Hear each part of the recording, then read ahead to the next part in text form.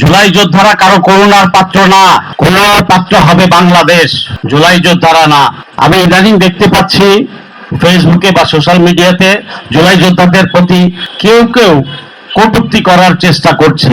হাতের নাগালে পেলে জিহ্বা টেনে ছিঁড়ে ফেলবো। জুলাই যোদ্ধাদেরকে দুর্বল ভাববেন না, দ্বিতীয়বার জেগে উঠলে কোনো রক্ষা থাকবে না।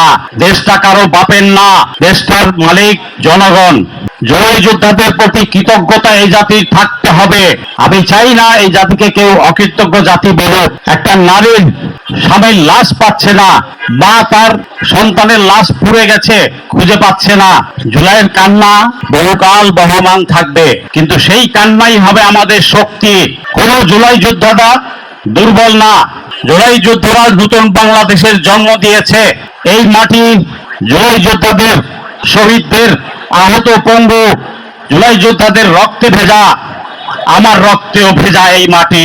কেউ চোখ রাঙিয়ে কথা বলবে, তার চোখ উপড়ে ফেলবো। কথা বলার আগে যেন তোমাদের মনে থাকে, তুমি যে মাটিতে দাঁড়িয়ে কথা বলছো ওই মাটিটা আমাদের রক্তে ভেজা।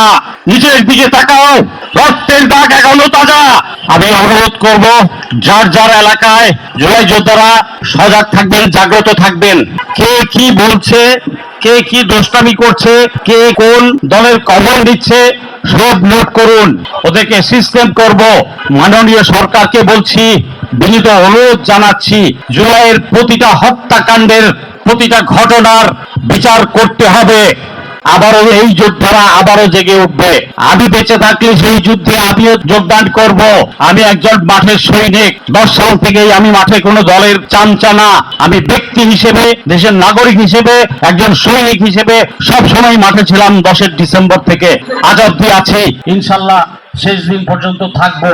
আর জুলাই যোদ্ধা নিয়ে জুলাই সনদ, গণভোটের রায় বাস্তবায়ন করতে হবে। হয়তো কোনো কারণে সরকার একটু সময় নিচ্ছে, বাট এর কোনো বিকল্প নাই। জাতি গঠনে এটা করতেই হবে। আধিপত্যবাদ, আমরা আর কারো আধিপত্যবাদ মেনে নেব না। জুলাই যোদ্ধা সে নারী হোক, পুরুষ হোক, শিশু হোক, ছাত্র হোক, আপনি মনে করবেন, বিশ্বাস রাখবেন, আপনি একটা বাংলাদেশ, আপনি একটা শক্তি। আধিপত্যবাদের বিরুদ্ধে আওয়াজ তুলবেন, বাকি যোদ্ধারা এক হয়ে যাবে। পলিটিক্যাল দলগুলোকে বলছি, আপনারা জুলাই যোদ্ধাদের প্রতি আনুগত্য প্রকাশ করে অবিলম্বে জুলাই সনদ এবং গণহত্যার রায় বাস্তবায়ন করুন। নিউজ ডেস্ক, দৈনিক অন্যধারা।